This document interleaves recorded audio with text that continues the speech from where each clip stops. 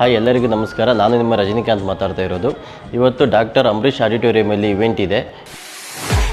ಈ ಇವೆಂಟಿಗೆ ನಮ್ಮದೇ ಕೇಟ್ರಿಂಗ್ ಇದೆ. ಇವತ್ತು ಏನೇನು ಮೆನು ಮಾಡಿದ್ದೀವಿ ಅನ್ನೋದನ್ನು ನೋಡೋಣ ಬನ್ನಿ.